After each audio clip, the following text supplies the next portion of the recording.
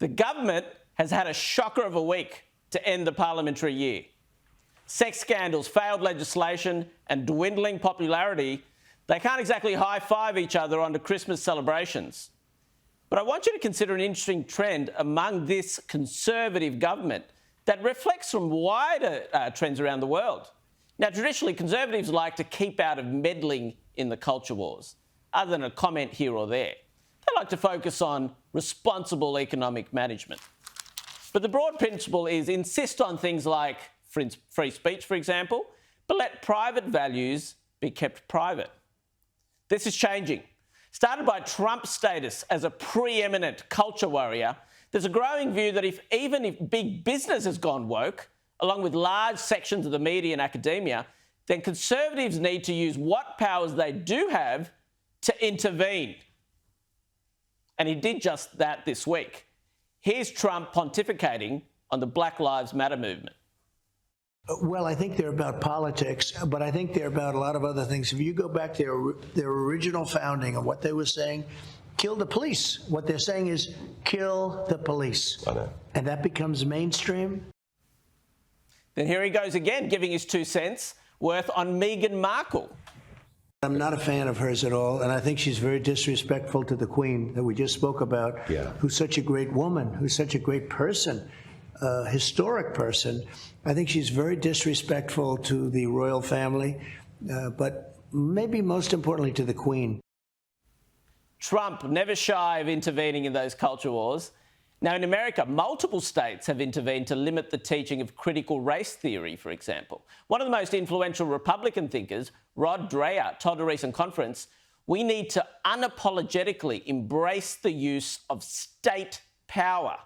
Even former presidential candidate Marco Rubio said big business should no longer be trusted as they use woke language as a cover for free market capitalism. Now, our federal government in the past few months have launched the Religious Discrimination Bill, a Senate inquiry into the ABC complaints process, and pressed a free speech code among the universities. The PM also spoke against cancel culture in a recent speech. Now, much of these efforts have either stalled or failed, but the intentions are plain. In parallel, they have spent like crazy, putting some big question marks on any claims to fiscal prudence. Don't expect belt tightening in next year's budget either.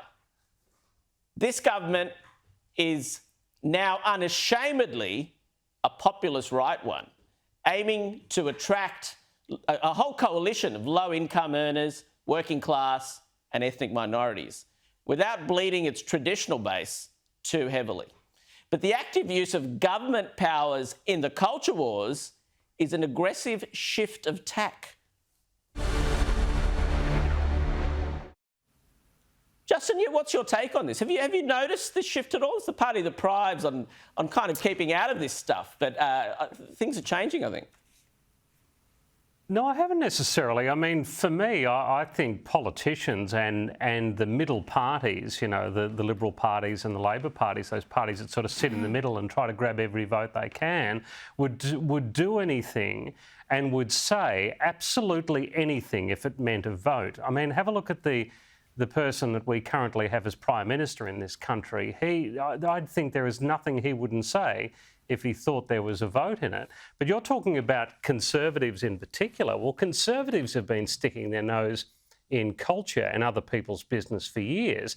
You don't have to go back too far when the Conservative cause was pushing like hell to stop same-sex people from being able to marry. And for years, they were passing judgment on people and saying, oh, marriage is sacred.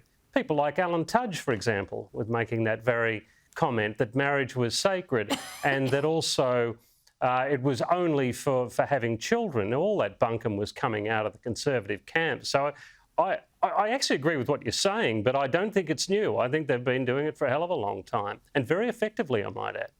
The point is usually not to use state legislation. So the idea is that private values should remain private. That's traditional sort of conservatism, but that's beginning to change. Now, Mike, you got something to say on this one? Well, look, I see it more like you do, Tanvir. I think there has been an increase in the interventionist nature of this. And what's brought it about, I don't know. Maybe riposte to social media? I'm not sure. But there'd be a lot of people who would be considering themselves socially or politically conservative that, as you said in your editorial, have watched most of the different elements of the estate, and now social media, let's call it the fifth estate, tend to, en masse, take a left-of-centre point of view on a lot of issues. Now, that's not universally the case, but it tends to be the case. So maybe that's where the pushback is coming. Maybe they feel on safer ground in numbers. Maybe it was the elevation of Trump as the flag bearer for that movement. I don't know. And where it ends, I guess we won't know for quite some time. Maybe that's one for 2022.